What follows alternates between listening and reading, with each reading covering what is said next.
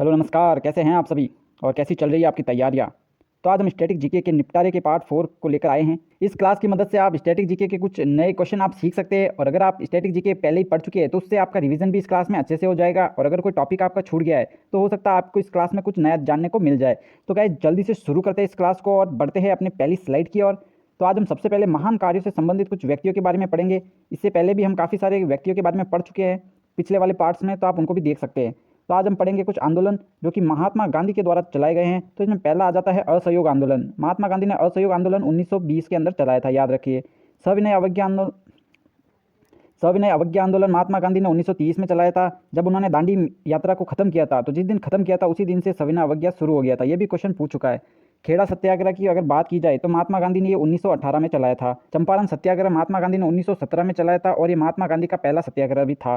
नमक सत्याग्रह की बात करें तो ये दांडी यात्रा से ही संबंधित है और भारत छोड़ो आंदोलन की बात करें तो ये 1942 में महात्मा गांधी ने चलाया था। ठीक है गाइस, पढ़ते हैं अगले की ओर। तो हरिजन संघ की स्थापना की अगर बात करें तो महात्मा गांधी ने इनकी स्थापना की थी और अगर डेट की बात करें तो 10 सितंबर 1932 में इसकी स्थापना हुई थी। तो ये भी आप डेट याद रखिएगा। आज़ाद हिंद फौज की अगर बात करें तो ये रास बिहारी बोस के द्वारा जापान के अंदर इसकी स्थापना की गई थी और अगर डेट की बात करें तो 1942 के अंदर आज़ाद हिंद फौज की स्थापना हुई थी। ठीक है गाइस, बढ़ते अगली स्लाइड की ओर। तो गाइस भूदान आंदोलन जो कि विनोबा भावे ने चलाया था, यहाँ पर भूमि को दान में देने से संबंधित आंदोलन ये था। ठीक है, रेड क्रॉस सोसाइटी की अगर बात करें तो इसके फाउंडर थे हेनरी ड्यूनेंट और अगर इसकी स्थापना की बात की जाए तो ये 1863 में जेनेवा के अंदर इसकी स्थापना हुई थी, आप याद रख सकते हैं। स्वराज पार्टी की स्थापना की अगर बात करें तो मोतीलाल नेहरू और CR दास यानी चित्तरंजन दास ने इसकी स्थापना की थी। इसकी स्थापना इन्होंने 1923 में की थी। ठीक है, गदर पार्टी की स्थापना की बात करें तो लाला हरदयाल ने इनकी स्थापना की थी और 1913 के अंदर की थी। ठीक है गाइस, तो आप याद रख सकते हैं। नेक्स्ट स्लाइड में आता है वंदे मातरम के रचयिता कौन है, तो बंकिम चंद्र चटर्जी है। ठीक है गाइस, आप याद रख सकते हैं। स्वर्ण मंदिर का निर्माण किसने करवाया था, तो गुरु अर्जुन देव ने करवाया। बारदोली सत्याग्रह की अगर बात करें तो ये सरदार वल्लभ भाई पटेल से संबंधित है। इसी सत्याग्रह में महिलाओं ने इनको सरदार की उपाधि दी थी। ठीक है गाइस, और अगर इसकी डेट की बात की जाए तो ये 1928 से संबंधित है। फिर आगे बात करते हैं पाकिस्तान की स्थापना। तो आप सभी जानते हैं मोहम्मद अली जिन्ना का इसमें बहुत बड़ा हाथ है। बढ़ते हैं अगली स्लाइड की ओर। तो पिछले हम पार्ट्स में हम जनवरी और फरवरी माह के अति महत्वपूर्ण दिन देख चुके हैं। तो आज हम मार्च माह के महत्वपूर्ण दिवसों के बारे में चर्चा करेंगे। तो 4 मार्च को मनाया जाता है राष्ट्रीय सुरक्षा दिवस यानी नेशनल सिक्योरिटी डे। 8 मार्च को मनाया जाता है अंतर्राष्ट्रीय महिला दिवस, काफ़ी इंपॉर्टेंट हो जाता है, इसे आप याद रखिए। 15 मार्च को होता है विश्व उपभोक्ता अधिकार दिवस, तो ये भी काफ़ी इंपॉर्टेंट होता है। 21 मार्च को मनाया जाता है विश्व वानिकी दिवस। ठीक है, 21 मार्च भी काफ़ी इंपॉर्टेंट है। 22 मार्च को अगर बात करें तो विश्व जल संरक्षण दिवस मनाया जाता है, ये भी काफ़ी इंपॉर्टेंट है। 23 मार्च को हम शहीद दिवस मनाते हैं क्योंकि इसी दिन भगत सिंह, सुखदेव और राजगुरु को फांसी दी गई थी। ठीक है गाइस, तो ये भी इंपॉर्टेंट है। और 23 मार्च को ही विश्व मौसम विज्ञान दिवस भी मनाया जाता है, तो आप इसे याद रख सकते हैं। बढ़ते हैं 24 मार्च की ओर। तो ये वर्ल्ड टीबी डे यानी विश्व टीबी दिवस मनाया जाता है 24 मार्च को, काफ़ी इंपॉर्टेंट है। 24 मार्च को एक ग्रामीण डाक जीवन बीमा दिवस भी मनाया जाता है। 26 मार्च को बांग्लादेश का राष्ट्रीय दिवस है और 27 मार्च को विश्व थिएटर दिवस है यानी रंगमंच दिवस। बढ़ते हैं नेक्स्ट स्लाइड की ओर। तो गाइज आप भारत के प्रमुख भौगोलिक उपनाम अपन देखने वाले, इससे पहले भी हमने काफ़ी उपनाम देख चुके हैं, तो अब आगे बढ़ते हैं। तो पर्वतों की रानी अगर कहा जाए तो ये मसूरी को कहते हैं। रेलियों का नगर है नई दिल्ली। भारत का प्रवेश द्वार कौन सा है, तो मुंबई हो गया। और पूर्व का वेनिस की बात करें तो कोच्चि है। ठीक है, पूर्व का वेनिस कौन है, कोच्चि, ये काफ़ी इंपॉर्टेंट है। बढ़ते हैं नेक्स्ट स्लाइड की ओर। तो भारत का पिट्सबर्ग किसे कहते हैं, तो जमशेदपुर। जमशेदपुर झारखंड के अंदर है और ये स्टील के लिए फेमस है, इसलिए इसे पिट्सबर्ग कहते हैं। भारत का मैनचेस्टर, अहमदाबाद, दोनों काफ़ी इंपॉर्टेंट है। मसालों का बगीचा केरल यानी मसालों का शहर कौन सा है, केरल। यहाँ पर मसालों का उत्पादन काफ़ी होता है। गुलाबी नगरी जयपुर, पिंक सिटी हो गया। ठीक है, बढ़ते आगे। क्वीन ऑफ डेक्कन, डेक्कन की रानी कौन है, तो पुणे। ठीक है, काफ़ी इंपॉर्टेंट है। भारत का हॉलीवुड मुंबई हो गया। झीलों का नगर है श्रीनगर। तो अगर फलों का स्वर्ग की बात की जाए तो ये सिक्किम को कहते हैं फलों का स्वर्ग। ठीक है गाइस, तो ये भी आप याद रखिएगा। बढ़ते हैं नेक्स्ट स्लाइड की ओर। तो अब हम संविधान के महत्वपूर्ण अनुच्छेदों के बारे में चर्चा करेंगे। इससे पहले हम 1 से लगाकर 18 अनुच्छेद तक पढ़ चुके हैं, तो आज हम 19 से शुरू करेंगे।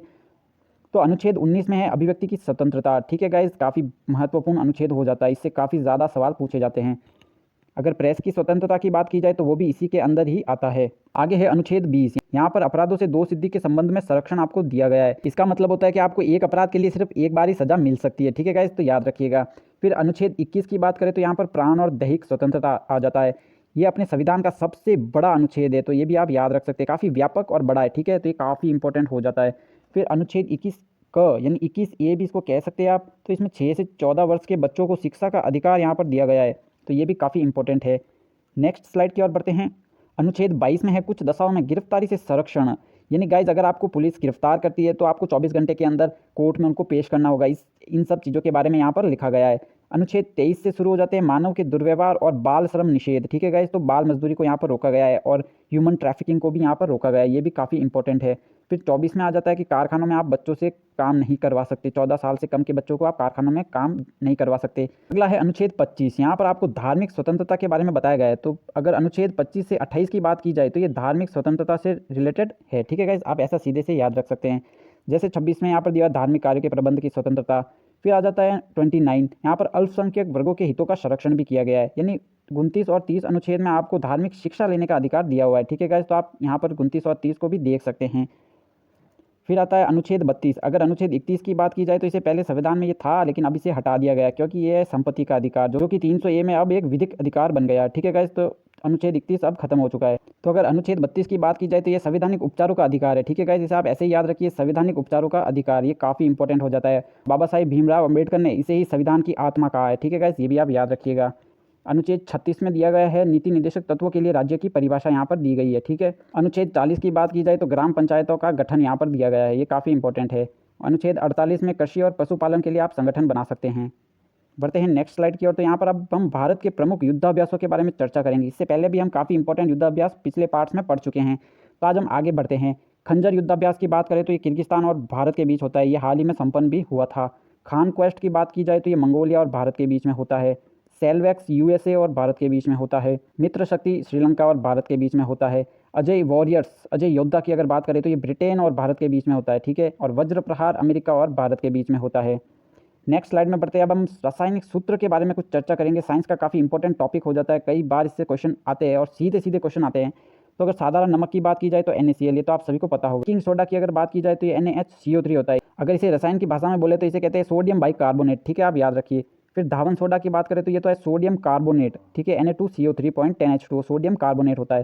कास्टिक सोडा की बात करें तो ये NaOH होता है, यानी सोडियम हाइड्रोक्साइड होता है।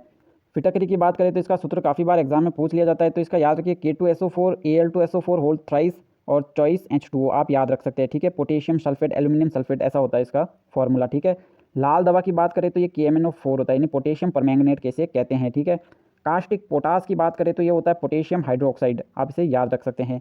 तो अगर इसमें इंपॉर्टेंस की बात की जाए तो बेकिंग सोडा, दावन सोडा, कास्टिक सोडा, फिटकरी और पोटाश, ये काफ़ी ज़्यादा इंपॉर्टेंट बन जाते हैं आपके लिए। बढ़ते हैं अगली स्लाइड की ओर। तो यहाँ पर अब दिया हुआ है चूने का पानी, यानी इसे कहते हैं कैल्शियम हाइड्रोक्साइड, इसे हम बुझा हुआ चूना भी कहते हैं। फिर दिया हुआ है जिप्सम, जिसे कहते हैं हम कैल्शियम सल्फेट, यानी इसका सूत्र होता है CaSO4.2H2O, इसी से बनता है प्लास्टर ऑफ पेरिस। अगर इसे 1.5 अणु जल का निकाल दिया जाए तो बन जाता है प्लास्टर ऑफ पेरिस, जिसे हम POP भी कहते हैं। फिर आता है चौक, चूना पत्थर और संगमरमर। तो अगर इन तीनों की बात की जाए तो इन तीनों का सूत्र CaCO3 होता है, यानी ये तीनों एक ही प्रकार के संगठन से मिलकर बनते हैं, यानी कैल्शियम कार्बोनेट से मिलकर बनते हैं ये। फिर आता है नौसादर, जिसका सूत्र होता है NH4Cl, इसे अमोनियम क्लोराइड भी कहते हैं।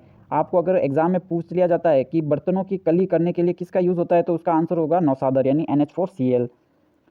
तो इस तरह से आज हमारा स्टैटिक जीके के इंपॉर्टेंट टॉपिक का पार्ट 4 भी आज कंप्लीट हो गया है। अब तक हमने स्टैटिक जीके के 4 पार्ट कंप्लीट कर लिए। इसी तरह से ये सीरीज़ आगे बढ़ती रहेगी और आपके अंदर जो स्टैटिक जीके का जो डर है उसे हम खत्म करके ही दम लेंगे। तो गाइज़, आप भी रिवीजन करते रहिए। तो अगर आपको इस क्लास से काफ़ी हेल्प मिलती है तो आप हमारे चैनल को सब्सक्राइब कर लीजिए और इस वीडियो को भी लाइक कीजिए। आप हमारे टेलीग्राम ग्रुप फूल पत्ती बुक को भी ज्वाइन कर सकते हैं। ठीक है गाइज़, मिलते हैं अगली क्लास में। Take care.